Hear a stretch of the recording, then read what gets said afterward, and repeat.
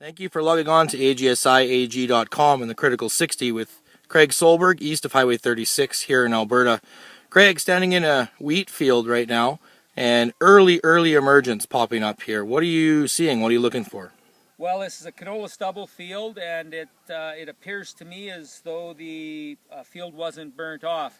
We're starting to see some pretty big shepherd's purse and dandelion that clearly overwintered and hasn't been controlled. There's also lots of volunteer canola coming, so there was no residual burn off done here.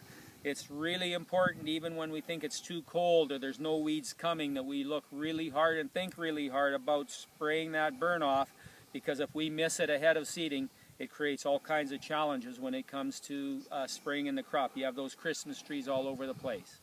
Yeah, and so what can this particular, maybe this farmer, look at doing now if this is the case for others out there? If they didn't burn off, what can they do now? Right, so let's talk about the crop itself before we talk about what we can do for spraying in crop.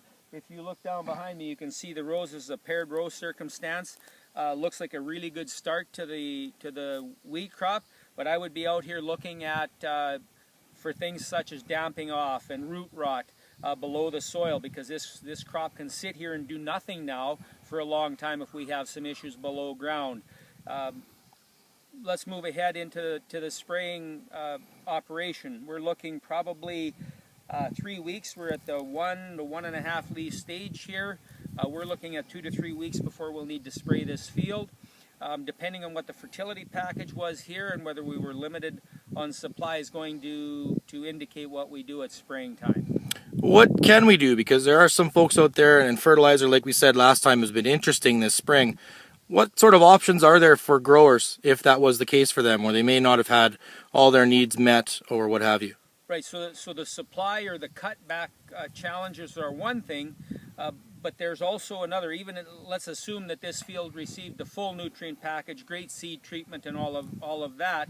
Once we get to spraying, when you apply a chemical to a crop to kill weeds, that chemical has an impact on the crop, and the crop has to flush that stuff out of its system. And if you can do something to make that operation easier on the crop and harder on the weeds, as tough as that may sound, we do have options from a foliar nutrition package standpoint that can help you. And we have products that we've designed exclusively for the AGSI group to be used on cereals and canola to help work through that tough metabolic process when we spray. Let's talk about a few of those. I mean, we've seen in some of our geography across east central Alberta, it's been fairly wet and fairly cold. Specific to those factors, what can we use to help the crop along in those conditions? Right, so we have as I said a moment ago, we've had some products designed internally specific for us. We have a power plant line, which is a trade name that we've developed. We also have a boost line and a boost max line. Our folks are well versed on the use of those on the various crops and the various times. When we spray a herbicide or a fungicide early or late, and we have the folks that can help you make sure that that plant is healthy and does not stall through those stress periods. Setting up a good crop throughout the critical 60 in the growing season with boots on your roots. Log on to agsiag.com for more.